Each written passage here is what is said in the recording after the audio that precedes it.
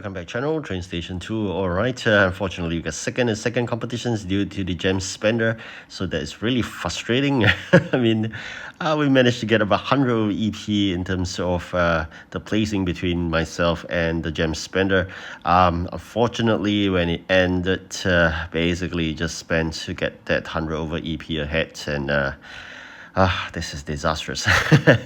I've been using up all my keys in exchange for a common and a rare train. That's because that is a bonus. I mean, if you know, one of the mini challenges, once you get spending done, you get an extra EP about 200 in total.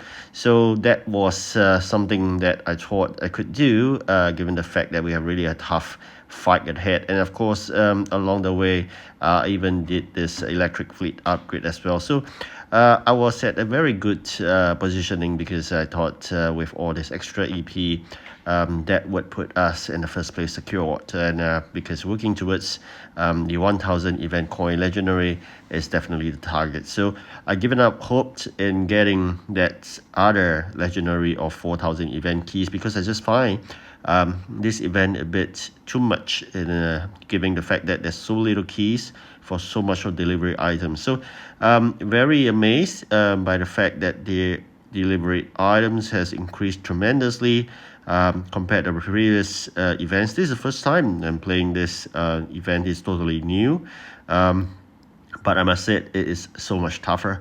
The items asked upon is so huge, almost 1,000 at the onset, and eventually we went up to 1,000 plus. So we all know there is a limit in terms of capacity trains of the batch trains, and if you be asking to deliver in such huge quantity with such small capacity trains, it is worth taking forever. And the fact that the EP returns and the key returns is so tiny, it just makes things so difficult for this whole event. So I just find Pixel is getting too much along as they progress further, really pushing all players to be pay to win. So I think that fact is something that we can't deny. As we progress further into the game, you just find get more ridiculous in terms of that kind of returns. So that aside, I mean, if you can't get the first place, second place, or third place, you're just gonna fight longer and harder, probably at the end of the sixth competition, in order to get that legendary train. But that being said, it's all free game, so you can eventually stop anytime. So that's the benefits of being a free-to-play. So not forgetting, you must continuously work on your union deliveries, because you have to earn that precious union dollars, which then can put into the innovations center to increase the capacity of your batch trains temporarily. So this is something you're going to work on. And of course, I'll always emphasize this. Always get the raw materials for the event backed before you send it out for dispatch of your dispatchers. So in that case, you will always have supplies of raw materials to manufacture into the event completed items. So you know, all this takes time. If you don't plan early, when you're being asked upon, you do not have them, it will take a long while. It's a bit wasting of time. So I think that's the positioning that you should always follow in order to make sure you have the completed items from the event factory. So that aside, I also find in this event itself, many a times items being asked upon, not only in high capacity, but they're selectively chosen items that you do not have. So this is really frustrating. I mean, we have tons of many items prepared, but none of it being selected. Always they know what you have and they select what you don't. So it is painful to play in such a way, because no one can beat the algorithm behind the scene, who is able to identify the items that you do not have and then keep on forcing you to deliver those. And you know, it is definitely unfair. But that aside, I mean, if you have a lot of gems, that's perfect. Otherwise, it's really difficult. Here we are getting the extra batch trains that in order to achieve this spending sprint. So like you can see here, we will be able to get another one if we spend 1,005 in total. So For me, it would be basically spending to get that common and the rare train, and then with that, then probably we have a good chance of getting a high EP. But that's all in dreams then, because we were working towards that, and spending that precious keys, it is not what intended to be, because always in most events I'll keep up to 4,000 exchange for the legendary first. But I'm just hoping to win this so bad, and eventually decided to go ahead. But I'm not going to use up another 300 just to get a 24,000 coin. I think that's definitely not worth it. So with that 200 EP bonus, we had really a good time, because we are able to do like 100 EP, you get another 100 more, those kind of returns. So that's much better. And when you come to the late stage, you are able to generate a few more jobs, because at this rate or the earlier part, it was so tough because the jobs being generated is only 2, and then the other one not doing because it's a pie cone.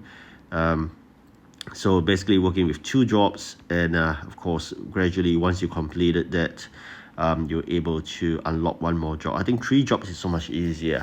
I'm going to leave it to that, probably at the 3rd competition to fight it out. But meanwhile, we're sharing, once you unlocked more and more jobs, it makes it much easier. So like you can see Sawmill there, and this North Rail, you're going to finish it up 5-5 for the last job, and Sawmill was 12-12. So once you finish all these jobs, then of course, based on the progress map of the event itself, it opens up the opportunity of another job. So in total, you have 3 jobs to do, so much easier. You can see here, the items you don't have, they'll pick for you. Like I mentioned earlier, is so difficult. So at this juncture, it's 100 EP away from the Japanese gem spender. But I said even to the tail end of the last couple of minutes, it was the case. But within the next minutes, it is totally different, because it's easily spending gems to get that EPs done. So next thing you're going to really look at is whether you're going to save up those pie coins. But for me, I've been converting them, because one of the mini challenge is to earn event keys. So earning event keys, if you exchange the pie coins for event keys, that will work as well. So just bear this a little tip, just in case that mini challenge comes again. If you exchange your pie coin for the event keys, that would count towards the earned event keys. So that's something you to bear in mind.